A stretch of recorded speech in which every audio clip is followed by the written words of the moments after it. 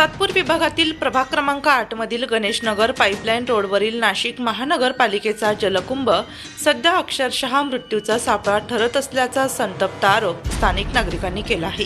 जलकुंभाच्या पायऱ्या तुटलेल्या अवस्थेत असून कोणत्याही क्षणी अपघात होण्याची शक्यता आहे। विविध ठिकाणी मोठ्या प्रमाणात पाण्याची गळती होत असून संपूर्ण रचना धोकादायक बनली आहे। एवढेच नव्हे तर जलकुंभ परिसरात सुरक्षा भिंत नसल्याने नागरिक आणि लहान मुलांचा जीव धोक्यात आला आहे। धक्कादायक बाब म्हणजे जलकुंभाखालीच मनपाच्या ठेकेदाराने भले मोठे पत्र्याचे शेड उभारून अतिक्रमण केल्याचे दिसून येत आहे। सुरक्षेच्या दृष्टीने अत्यंत महत्त्वाच्या ठिकाणी असा खुलेआम गैरवापर होत असताना मनपा प्रशासन मात्र गप्प का असा सवाल उपस्थित होत आहे। जलकुंभ परिसरात मोठ्या प्रमाणात भंगार साहित्य टाकण्यात आले आहे, त्यामुळे येथे वारंवार साप व नाग आढळून येत असून परिसरात भीतीचे वातावरण निर्माण झाले आहे। एखादी मोठी दुर्घटना घडल्यावरच प्रशासन जागे होणार का? वारंवार तक्रारी करूनही प्रशासनाने दुर्लक्ष केल्याचा आरोप परिसरातील नागरिकांसह सामाजिक कार्यकर्ते ॲडव्होकेट महेंद्र शिंदे तसेच प्रभाग क्रमांक 8च्या नगरसेविका अंकिता महेंद्र शिंदे यांनी केला आहे।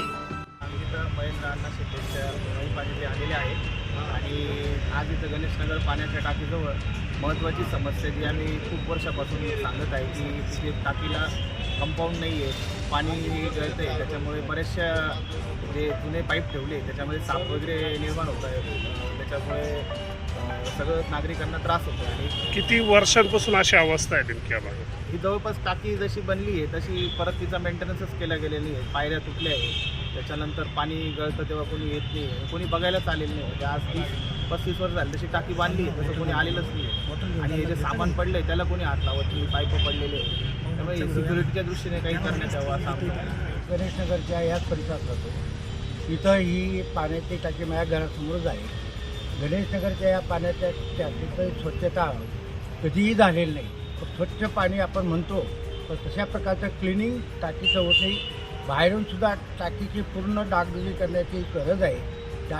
या टाकीतून पाणी प्रचंड प्रमाणात लिकेज होतं, ते लिकेज थांबायची गरज आहे। त्या लिकेजमुळे खाली जे पाणी पडतं त्याच्यामध्ये बेडूक तयार होतात आणि ते बेडकं खाण्याचे साप तयार होतात आणि त्यामुळे ही जी लिंक आहे त्यामुळे परिसरात सापांचा वावर वाढलेला आहे। मोठमोठे दगड या टाकी खाली आहेत, ते टाकी बांधण्याच्या काळापासून ते मोठी दगड हलवले गेले नाही, खाली कोणत्याही प्रकारचं लेवलिंग केलं गेलं नाही, म्हणून हे अत्यंत धोकेदायक आहे।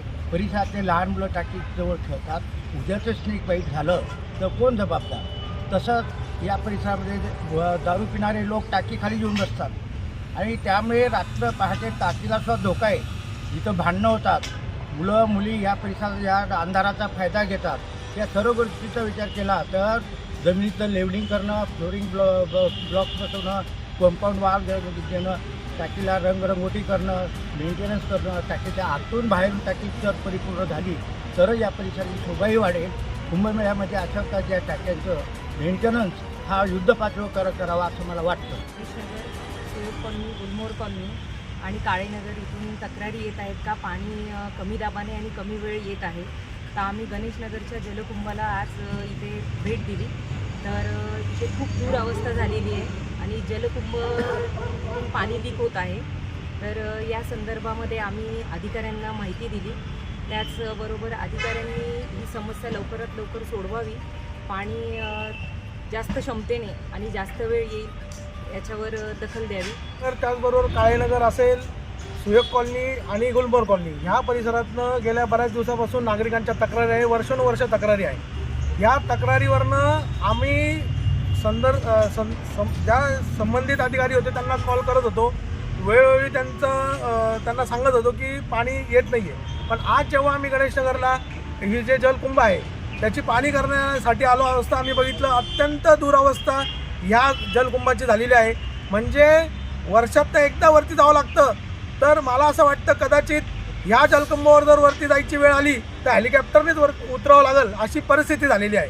म्हणजे जलकुंभाला वरती जाऊ शकत नाही तर कोणी पाणी केली असेल याची, मग वरती पाणी स्वच्छ आहे की नाही याची पाणी झाली असेल का? अगदी या संदर्भात आम्ही अधिकाऱ्यांना सांगितलं आहे की लवकरात लवकर तुम्ही याच्यावर योजना केल्या पाहिजे। परिसरातील लोकांना म्हणजे ज्या ठिकाणी पाण्याची टाकी गणेशनगरमध्ये आहे त्याच ठिकाणी गणेशनगरला फक्त 1 तास पाणी येतं, म्हणजे 1 तास पाणी म्हणजे आपण पाणी कमी दाबाने पाणी येतं प्लस 1 तास पाणी येतं। म्हणजे जिथे आम्हाला जलकुंभ दिसतोय तिथे म्हणजे उशाला आहे, पण आपल्याला पाणी प्यायला भेटत नाही, ही परिस्थिती आहे. तर लवकरात लवकर याच्यावर योजना झाल्या पाहिजे. अधिकाऱ्यांनी ही टाकी आणि बघा, ही टाकी पूर्ण क्षमतेने भरतही नाही आहे, कारण लिकेज होते. पाणी 24 तास इथे लिकेज चालू आहे. त्या तुम्ही जर एखाद्या सामान्य नागरिकांनी जर पाणी वाया घालवलं तर त्याच्यावर तुम्ही कंप्लेंट दाखल करतात, त्याच्यावर तुम्ही पेनल्टी लावतात. मग तुमच्याकडनं जर पाणी लिकेज होत असेल तर कोणाकडनं याचे पैसे वसूलले पाहिजे, अधिकाऱ्यांना विचारणार आहोत. आणि जर याचं लवकर काम झालं नाही तर या संदर्भात आम्ही आयुक्त साहेबांना तक्रार देणार आहोत. या ठिकाणी सुरक्षा भिंत नाहीये आणि काहीतरी अनधिकृत बांधकाम दिसतंय, काय नेमका हा प्रकार आहे? हे बघा, इथे सुरक्षा भिंत तर नाहीच आहे, त्याचबरोबर कंपाऊंडही नाही आहे. ह्या परिसरामध्ये लोक येऊन बसतात. तुम्ही बघितलं असेल, बाजूला लहान लहान मुलं खेळताय, परिसरामध्ये बाजूलाच राहायला लोक आहे, त्यामध्ये ते लहान लहान मुलं इथून खेळतात. इथं बरेच म्हणजे मोठे मोठे साप दिसलेले, त्याचबरोबर वेगळ्या म्हणजे त्यामध्ये नाग असतील, त्यामध्ये घोणस असेल, म्हणजे तिथे विषारी साप दिसलेले आहे. म्हणून इथे काळजी घेण्याची गरज आहे. याला वॉल कंपाऊंडची गरज आहे, याला संरक्षण भिंताची गरज आहे. लवकरात लवकर आम्ही ह्या संदर्भात पत्र पण दिलेलं आहे.